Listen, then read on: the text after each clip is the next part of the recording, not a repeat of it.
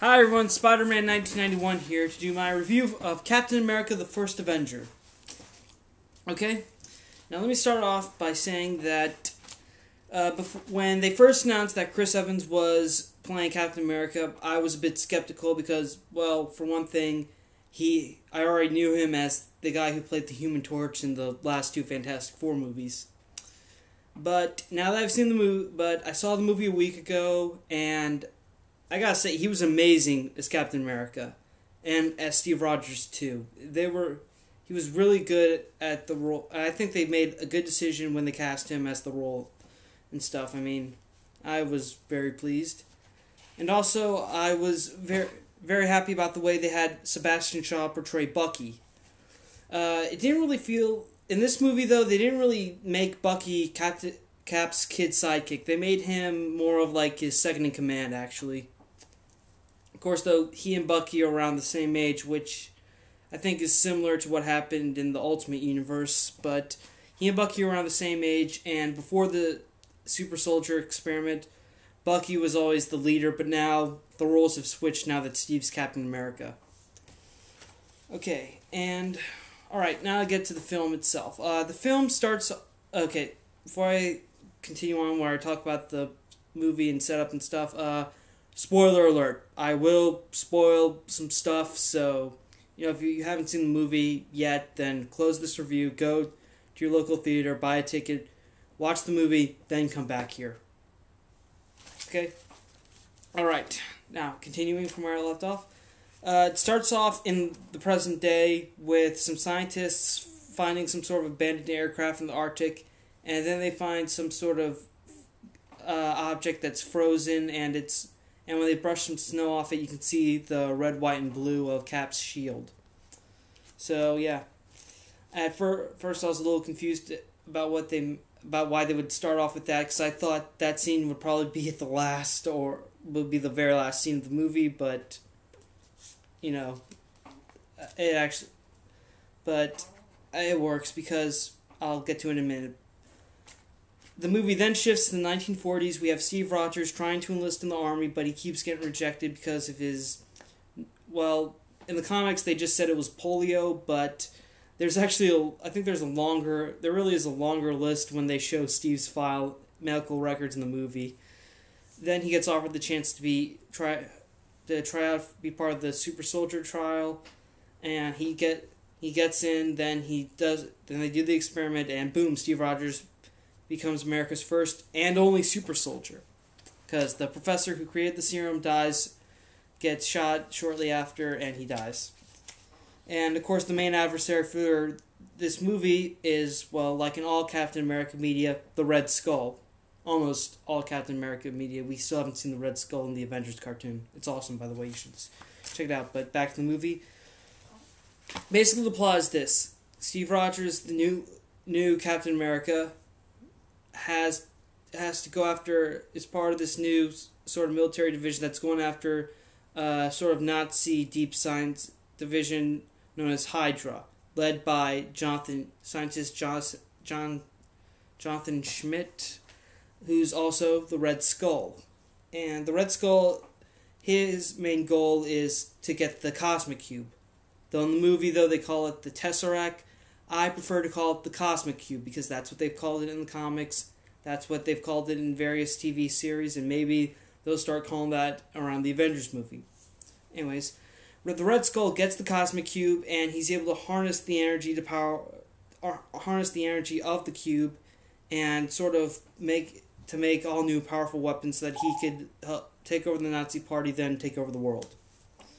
Now then, once the Red Skull has the cube, and Cap sort of forms his own group gets a group of soldiers together that consist of himself, Bucky, and some other guys who you might recognize from Nick Fury's Howling Commandos. Minus Nick Fury, though. He's played by Samuel L. Jackson in this movie, and he's still alive in the present day, so it's Cap, Bucky, and the Howling Commandos minus Nick Fury. But still, they did a good job with the Howling Commandos. I liked seeing the Howling Commandos in there, and I immediately recognized Dum Dum Dugan. Though he's probably the only one I could really name I really know who's in the group. I mean, the other guys, I know that there were other guys, but I don't know them as well per se. Anyways, back to what happens to Captain America.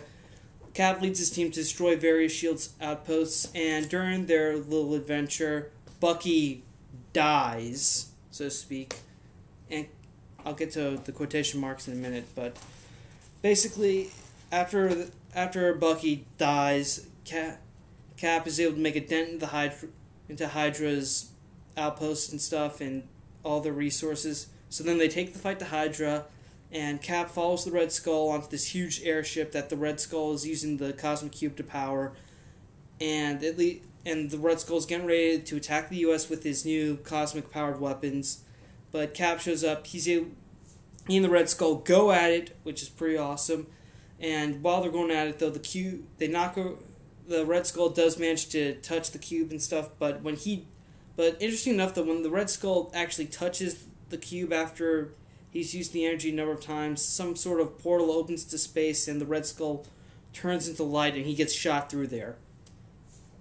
Although they did mention that, although the cube may be from Asgardian origin, because they did mention in the movie that it is, well, the Skull himself said in the movie that the cube was once the jewel of Odin's weapons vault. No, the jewel of Odin's throne room. Yeah, that's the exact quote. Anyways, after the Skull pretty much dies, I'm going to use the quotation marks loosely. Cap pretty much has to the weapons are still some of the weapons are still functional. So Cap pretty much flies the plane to the Arctic so that it can crash safely and away from civilians, because he doesn't have a way to stop it. Then Steve crashes the plane in the Arctic. Next thing you know, he wakes up and he's in an apartment that looks like it's still in the 1940s. But then he hears the radio and he hears a baseball game from 1941, which he remembers that he attended. And he realizes that this apartment's fake, and he busts out and he starts to realize that he busts out of the so-called... Sorry about that, my camera died. Anyways, like I was saying, Steve wakes up in an apartment. It looks like he's back in the 1940s, but he realizes that that this is all fake, and it turns out he's actually in some sort of SHIELD facility. He breaks out of there, then runs all the way to Times Square, and he starts to realize that he's been gone for some time. And all of a sudden, SHIELD agents show up, and Nick Fury's there to greet him, and he tells him that he's been asleep for nearly 70 years. And that's kind of where the movie ends. And then, alright, now for the fun stuff. This movie did have a copy of the Amazing Spider-Man trailer attached to it, but that trailer was released online, I think, a few days before the movie came out, so I don't know if you saw it then, but you can see it online, or you can expect to see it in the trailer before the Captain America. Now, time for the fun thing, the post-credits scene. For the post-credits scene, first we have Steve working out in the gym. Then Nick Fury comes up to him, and Steve asks him if he has a mission for him, and Nick says he does. Then we cut to our first actual trailer for the Avengers movie. And I'm not talking it's just a bunch of text flying around. No, you actually get to see some footage. Granted, it's like new footage every 2 seconds or something, but it's worth it, okay? It's an actual trailer by Marvel for the Avengers movie coming out next summer. And I wouldn't miss it. Trust me on that. Overall, Captain America... Wait, before I get into my overall thing, about the quotation marks I flew up when Bucky and the Red Skull died, I only flew those up there because I think they're going to come back. I mean, Red Skull, he's Captain America's arch nemesis. They'll figure out some way to bring him back. And as for Bucky, well, it looked like they might... Well, Sebastian Stan and both the director of this movie have pretty much expressed opinions about doing a Winter Soldier movie, then kind of then they might bring Bucky back into like maybe a possible sequel for Captain America. I would very much like that if they could figure out a way to work the Winter Soldier storyline into this Captain America film franchise. It would be pretty awesome. And also, when Bucky supposedly dies, he's fine. They're in the middle of some mountains and it's snowing, and there's a river right below, and you can see some ice in there. So there's the possibility that Bucky fell and he would be frozen and then founded by the Soviets. I mean, it's possible, but hey, it's just theory. Okay, overall, Captain America, they did a great job recreating the environment of the 1940s and World War II. They did a very impressive job on, well, the shield and Cap's uniform.